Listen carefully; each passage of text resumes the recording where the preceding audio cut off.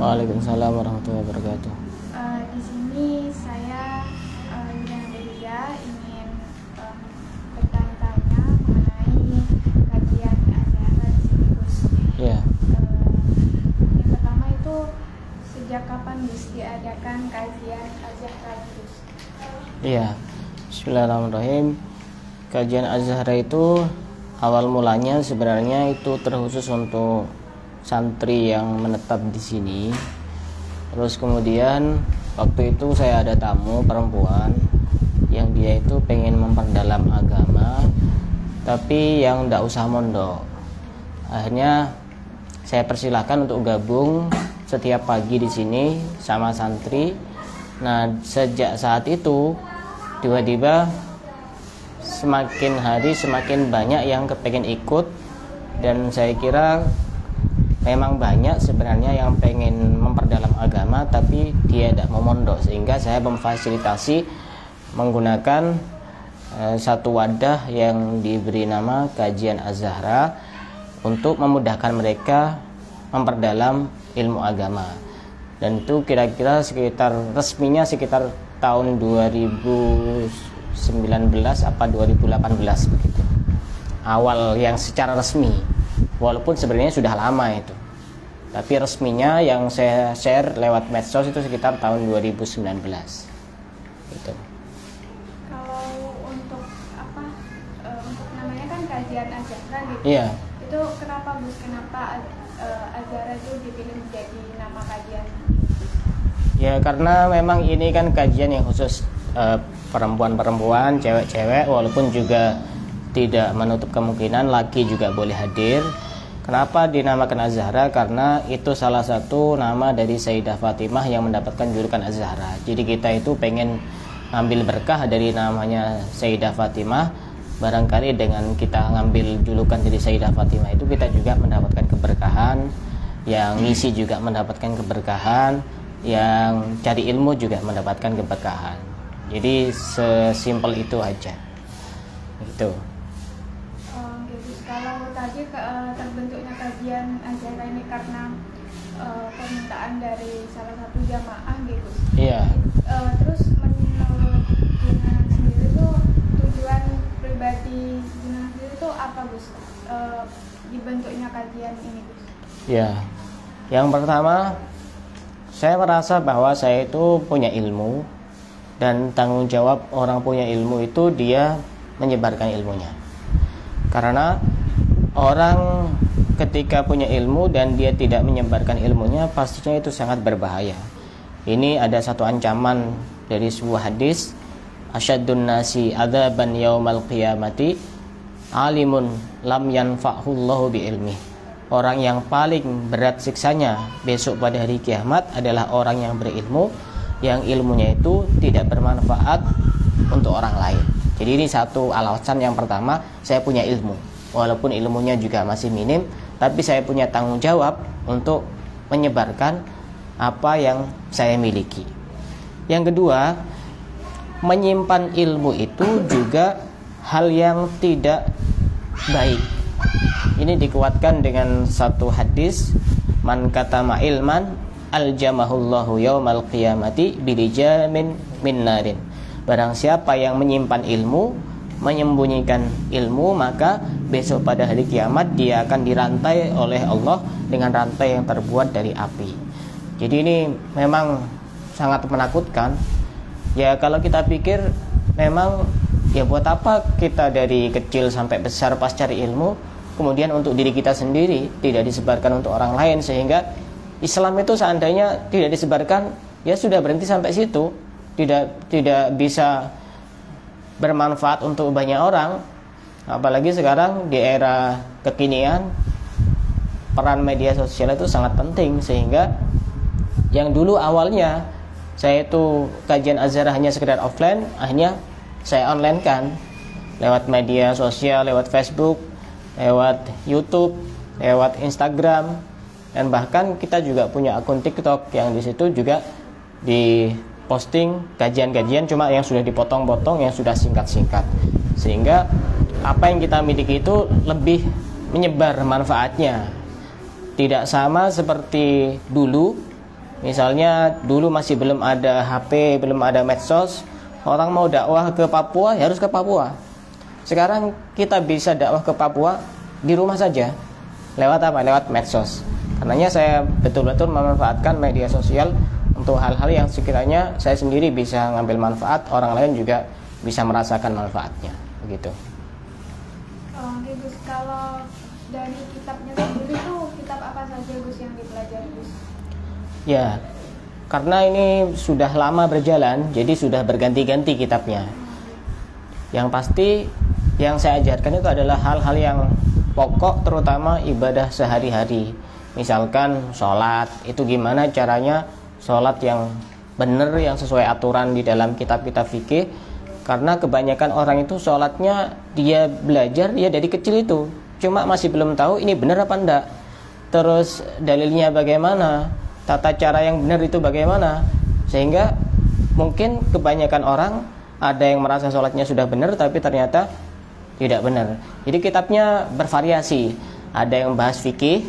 Fikih itu saya pernah pakai kitab Takbiratus Sadidah, juga pernah pakai kitab Al-Yaqutun Nafis, juga pernah pakai kitab Al-Miftah.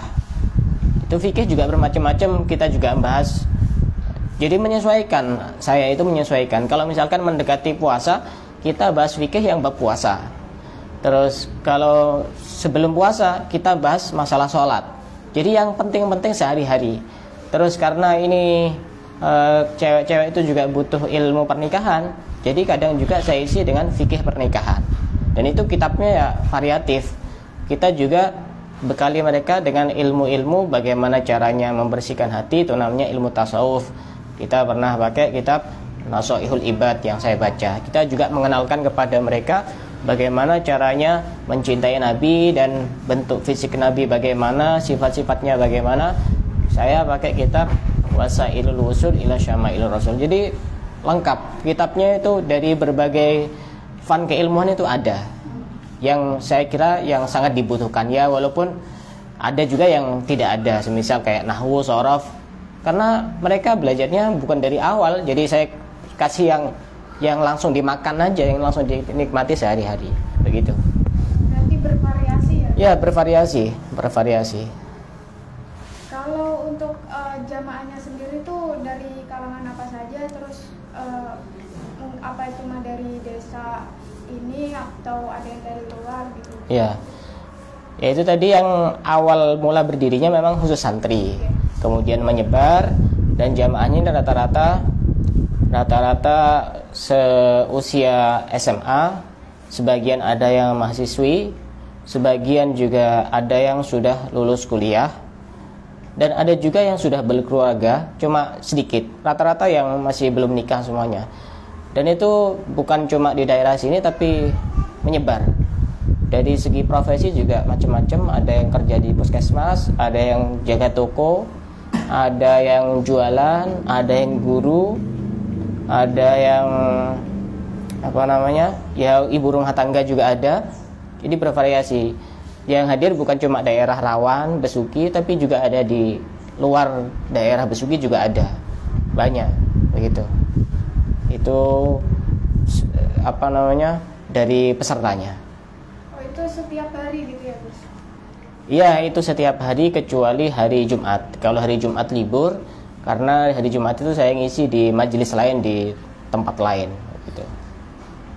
Lalu ini Gus, setelah kajian ini berjalan, terus menurut jenengan itu apakah masyarakat di sini yang ikut kajian itu nilai-nilai keislamannya itu bisa terpupuk gitu Gus, menurut jenengan? Iya, kalau menurut saya, jadi tugas saya itu sebagai orang yang berilmu, walaupun masih minim ilmunya, tugas saya itu hanya menyampaikan. Apakah nanti dia bisa berubah atau tidak, urusan sadar atau tidak itu bukan urusan saya. Karena kalau misalkan tujuan saya itu bisa menyadarkan, kenapa Nabi Muhammad itu keluarganya kok tidak Islam semua? Karena memang hidayah yang menyadarkan itu Allah. Yang penting saya berusaha semaksimal mungkin untuk menyampaikan apa yang saya miliki.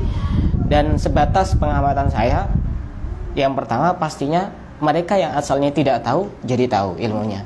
sholatnya yang tidak benar jadi benar ilmunya. Kalau dalam segi akhlaknya mungkin bisa lebih baik akhlaknya. Kalau dalam segi, kalau yang saya ajarkan adalah ilmu bagaimana mencintai Nabi, mereka lebih tahu caranya mencintai Nabi karena tahu caranya bagaimana, begitu. Kalau untuk kajian ini kan juga ada kajian online nih ya Gus, di media sosial seperti itu. Kalau menurut jenengan pribadi itu apa Gus, kayak kendala, kalau kekurangan atau kelebihan berdakwah lewat media sosial ini Gus? Iya, yang pasti setiap sesuatu kan ada kekurangan, ada kelebihannya ya. Salah satu kelebihannya tadi itu, kita cukup di sini, orang yang lain bisa nyimak dari berbagai daerah dan bahkan bisa sampai ke luar negeri. Itu salah satu kelebihannya. Kekurangannya, yang pertama bisa jadi karena sinyal. Sinyal itu kadang-kadang mengganggu sehingga kadang-kadang terputus-putus. Terus juga yang kedua, ini kadang-kadang juga menyebabkan orang yang sudah pernah hadir itu kadang-kadang malas. Akhirnya dia nyimak di rumah. Tapi itu masih jauh lebih bagus dibanding yang tidak sama sekali. Yang ketiga, pastinya kan ketika online itu harus butuh peralatan yang lengkap. Itu juga membutuhkan biaya. Yang dulu awalnya masih biasa-biasa, sekarang sudah ada, misalkan kayak mix seperti ini kita juga beli sekitar 150-an ini. Mic kayak ini masih butuh tripod, masih butuh lampu sorot, masih butuh banner biar kelihatan bagus. Jadi itu semuanya. Jadi kita intinya dakwah, intinya nyebarkan ilmu, bukan dagangan. Kalau dagangan, saya tidak mungkin mengeluarkan uang sebanyak itu karena pasti rugi di dunia, tapi insya Allah beruntung di akhirat, gitu. Ini Gus, kan prodi saya juga komunikasi dakwah seperti itu Gus. Jadi sekarang itu dituntut untuk berdakwah lewat media sosial, memanfaatkan media.